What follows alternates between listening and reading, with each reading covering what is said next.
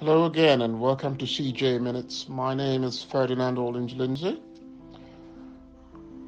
The United States President Joe Biden's accession to his position has been characterized by a flurry of legislative activity, spearheaded by executive orders that seek to undo much of his predecessor's actions.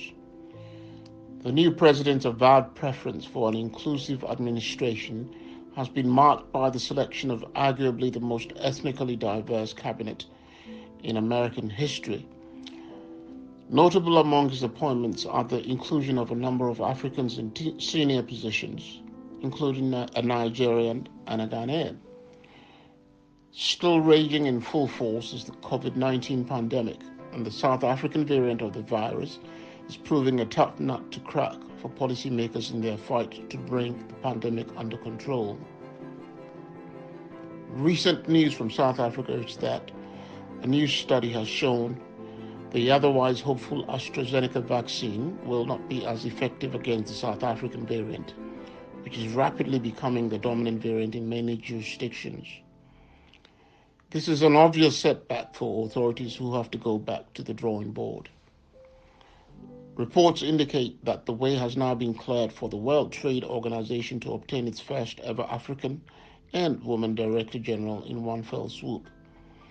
The seminal honor goes to the Nigerian technocrat Ngozi Okonjo-Iweala. In Uganda, it would appear that there is no end in sight to the 35-year reign of its incumbent president.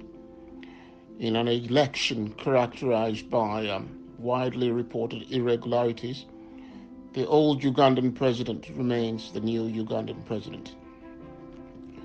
The African Continental Free Trade Agreement came into effect at the start of the year, and operations have commenced in the organizational headquarters in Accra, Ghana. We watch with bated breath with expectations of soon-to-be dismantled border restrictions and free trade across the continent. The dreadful Ebola has raised its ugly head again in the DRC, according to reports from the long-suffering country. In the middle of a rampant COVID-19 pandemic, this is one less calamity the country could deal without. The Senegalese-American pop star turned African investor with interests in affordable, renewable energy on the continent and a much-hyped proposal to build a so-called Wakanda city in Senegal is reported to have struck a deal to mine coltan in the DRC. I'm talking about Akon here. Let's hope it all goes well for him. Finally, a little bit of good news coming out of Africa. Somewhat counterintuitively, air quality in general appears to be improving as a consequence of intensified economic activity. Well, that is the roundup of our news for this session. Onwards and upwards.